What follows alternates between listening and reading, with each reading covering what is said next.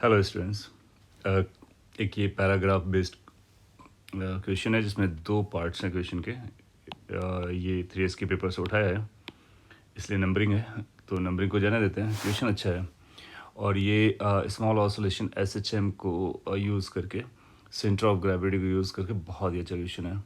सो आप चाहो तो ट्राई कर लो और उसके बाद सोल्यूशन देखने का। क्वेश्चन है the half of a thin uniform hollow cylinder cut by the plane through its axis performing a small oscillation on a horizontal floor. Theta बहुत छोटा है, R is the radius, L is the length of the cylinder, C को center of flat base कहा जा रहा है और G को center of mass कहा जा रहा है, such that कि CG is equal to 2R by pi। इसको पढ़ करके आपको समझ में आ गया होगा कि सेंटर से ये जो डिस्टेंस है सेंटर ऑफ मास की वो 2R/पाई होती है एक सेमी सर्कुलर रिंग में, और अगर हाफ सिलेंडर हुआ हॉलो तो भी वैसा ही बिहेव करेगा। यूनिफॉर्म मास m दे रखा है, तो ये गिवन इन्फॉर्मेशन है। दो फिगर दी गई है। फिगर 1 जिसमें हाफ सिलेंडर इस तरह से रखा गया है इक्विलिब्रियम कंडीशन में, और सेकेंड फिगर में उसने इक्विलिब्रियम पोजीशन से स्लाइटली रोटेट करा के दिखाया हुआ है, डिस्टर्ब किया हुआ है। और फिर SHM जैसा कुछ, सॉरी ऑसिलेशन जैसा कुछ होने वाला है, और उससे रिलेटेड अपने को टाइम पीरियड निकालना है। दो अलग अलग बहुत ही अच्छे केसेस दिए गए हैं। तो पहला जो है 11th में उसने बोला है कि फ्लोर को रफ समझना है जिससे स्लाइडिंग ना हो, और फिर इसका टाइम पीरियड निकालना है ऑसिलेशन के लिए। सेकेंड पार्ट में भी टाइम पीरियड ऑफ ऑसिलेशन ही निकालना है, बट इस समय फ्लोर को स्मूथ समझना है। So with friction and without friction, इन दो केसेस का आपको time period of small oscillation निकालना है। अगर इस अरेंजमेंट को स्लाइटली एक साइड डिस्टर्ब किया जाए, जो कि ऐसा दिखेगा, थीटा बहुत छोटा लेना है, और फिर रिस्टोरेशन वगैरह होगा, फिर वो SHM एंगुलर SHM जो भी है उससे लिंक करके हम लोग सॉल्व करने वाले हैं। ऑप्शंस यहाँ पे दिए गए, तो उन ऑप्शन के अकॉर्डिंग अपना आंसर बताएंगे। Question must be clear. So solve करते हैं कि क्या डिफरेंस है दोनों में और कैसे हैंडल करने वाले हैं। सो पहले फर्स्ट पार्ट जिसको 11th कह रहे हैं, इसमें friction is sufficient enough. So friction अगर सफिशिएंट इनफ होगा तो ये जो फिगर है सेकेंड वाली फिगर, उसको मैं यहाँ पे पॉइंट वाइज ड्रॉ कर लेता हूँ। एक पॉइंट है जिसका नाम है C, और इसका एक पॉइंट है जिसका नाम है सेंटर ऑफ मास, जिसको G से लिखा गया, और इधर पॉइंट एक्सटेंड होता है अप टू A, और ये vertical line is reaching up two point N। This angle is theta. Now अगर हम लोग G से एक परपेंडिकुलर ड्रॉ करें हॉरिजॉन्टल डायरेक्शन में, ऐसा यहाँ पर एक पॉइंट आएगा, तो इस पॉइंट का नाम सपोज करो हम लोग B पकड़ लेते हैं। सो ये 90 डिग्री पर बनाया गया है। सो इस तरह से ज्योमेट्रीज है। अच्छा, CG की डिस्टेंस अपने को पता है कि ये जो है वो 2R/पाई है, और CN जो आएगा C से N तक, ये उसकी रेडियस रहने वाली है। ओके, अब हम लोग इसको कैलकुलेट करने के जाएंगे फर्स्ट फॉर्म में। तो क्रक्स पॉइंट पकड़ते हैं। रफ हॉरिजॉन्टल है, स्लाइडिंग नहीं होने वाली है, तो ये जो N पॉइंट है N, ये इंस्टेंटेनियस सेंटर ऑफ रोटेशन का काम करेगा। So N is going to be instantaneous centre of rotation. अगर ये ICOR हो गया, इसका मतलब पूरा का पूरा बॉडी इसी के अबाउट रोटेट करने वाला है। तो अगर थीटा इधर आया तो टॉर्क इसको रिस्टोरिंग देना पड़ेगा और लगेगा, तो इसी के अबाउट हम टॉर्क इक्वेशन लिखेंगे। सो सब कुछ अबाउट N चलने वाला है, अबाउट N। N के अबाउट आप देखोगे tau is equal to I alpha लगाएंगे, और फिर देखेंगे रिस्टोरिंग टॉर्क थीटा के प्रोपोर्शनल है या नहीं है, वो सारी कहानी। सो टॉर्क अगर कैलकुलेट करेंगे, सो अगर आप N के अबाउट टॉर्क कैलकुलेट करते हो तो नॉर्मल रेशन का टॉर्क 0 आएगा, ऑब्वियस सी बात है। इधर एक mg का फोर्स लगेगा और वो एक टॉर्क देने वाला है। सो अगर मैं डायरेक्टली लिखूँ तो ये आएगा mg का फोर्स इंटू परपेंडिकुलर डिस्टेंस। इस mg से ये जो डिस्टेंस है लाइन ऑफ एक्शन, या फिर ऐसे बढ़ा लो ये वाली डिस्टेंस, वो अपने को लगने वाली है। जो कि ऑब्वियसली निकल के आ जाएगी। ये 2r/पाई है और ये उसका बेस वाला वर्जन लग जाएगा, बेस नहीं परपेंडिकुलर वर्जन लगेगा। So that is going to be 2r/पाई into sine theta. This must be equal to moment of inertia about point n, axis passing through the point n perpendicular to the screen, into alpha.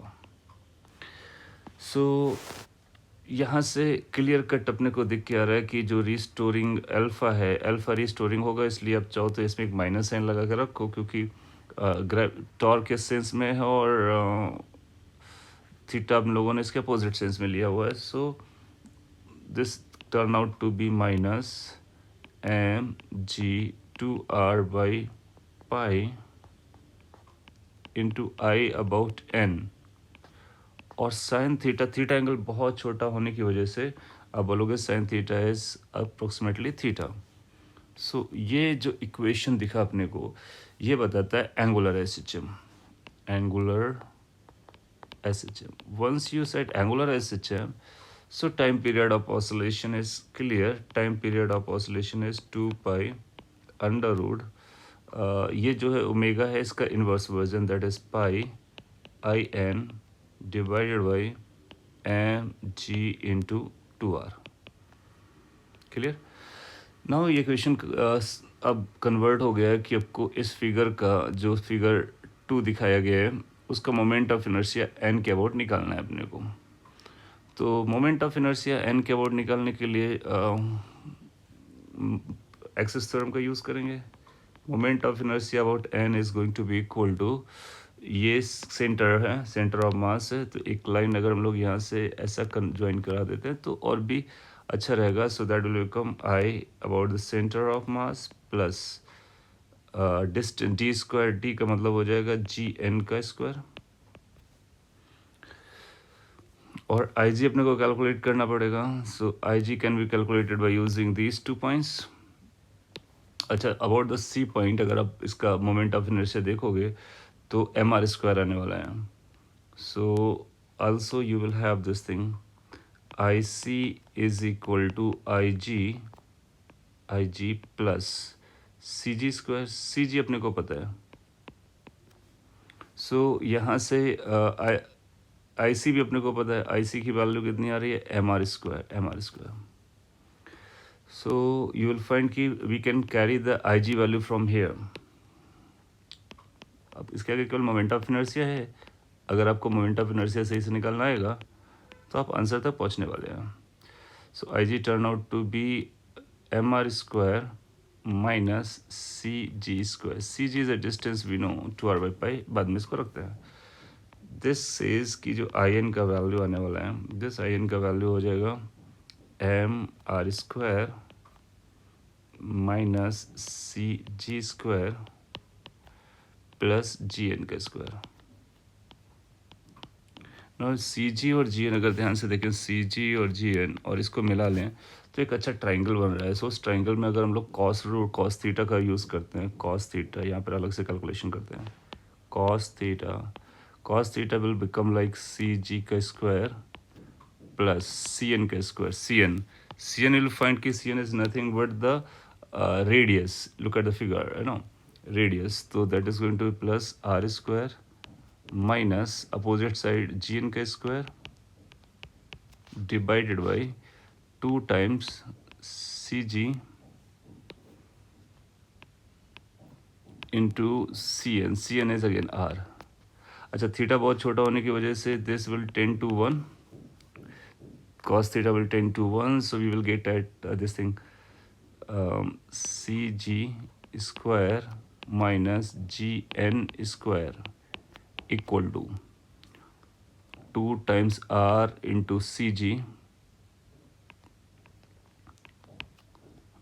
and minus R²।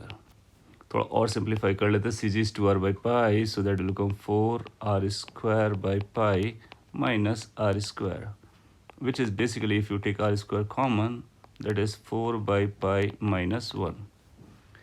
ये इस number की value निकल के आ रही है। तो that turn out to be basically mr² minus CG² minus GN²। and cg square minus gn square is that number, so you can write it at अच्छा इसमें एक मोमेंट ऑफ इनर्शिया में एक m का टर्म भी रहता है, वो अपने को करेक्ट करके रखना है, इंटू एम डी स्क्वायर होता है तो उसका एम एस हो गया था, तो इसमें भी एक m का टर्म रहने वाला है. So this will all will have a term of m mass. You know that thing. So you can take this m outside, it will become gn k square, or in fact it will become cg k square. अगर हमने minus भी common ले लिया, so that is cg k square minus gn k square. So this is basically mr square minus m times this number, which is r square within bracket 4 by pi minus 1. You can further simplify by taking mr square as outside, so this is 1 minus 4 by pi plus 1, which is mr square, and this is going to be like 2 minus 4 by pi. Further you can take as a 2 mr square by pi outside, within bracket you will find pi minus 2. Okay, so in, after so much calculation we calculated this in value, और इस in को अगर उसमें रख देंगे तो time period आएगा t is equal to 2 pi under root pi into in is 2 mr square pi minus 2 divided by pi, or there was another division by mg into 2r.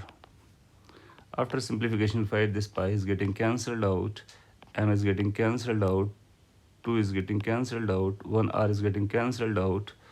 So this is 2 pi under root, upside we will get a pi minus 2 into r, and downside we will have a g.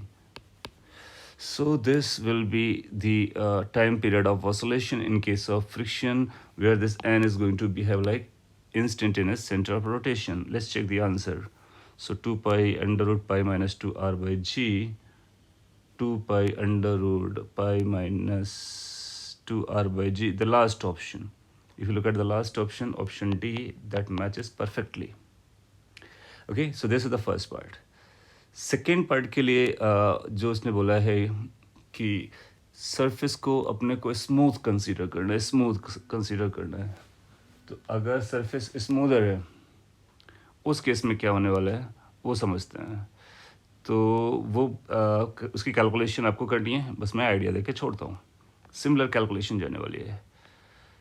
So part 12,